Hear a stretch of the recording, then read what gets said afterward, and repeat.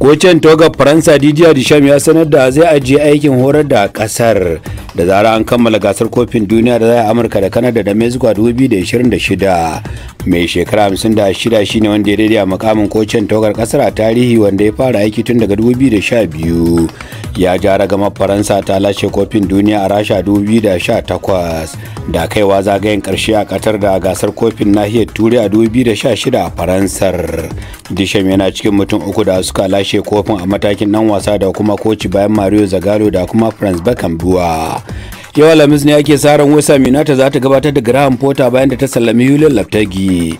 Tuni tsohon wanda ya horar da Brighton da Chelsea ya amince da kunshin yarjejeniyar kaka 2.5. Lopetegui dan gasar Spaniya ya ban kwana da West Ham United bayan wata 6 kan aikin, wanda ya mai gurbin David Moyes tun kan fara kakar bana.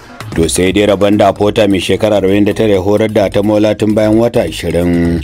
Kungiyar kwallon gaba ta Barau FC ta sanar da dakatar da kocin ta Salisu Yusuf a jiya.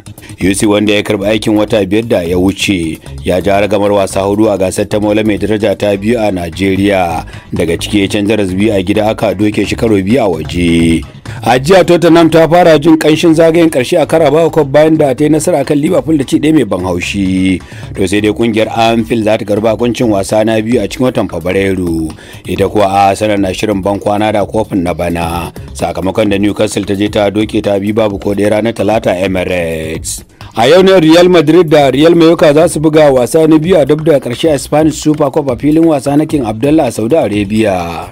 Duk wadda ta yi nasara za ta kara da Barcelona a zagayen karshe ranar Lahadi. A jiya kungiyar Camp Nou ta yi nasara akan Athletic Club da cin 2 ko 1.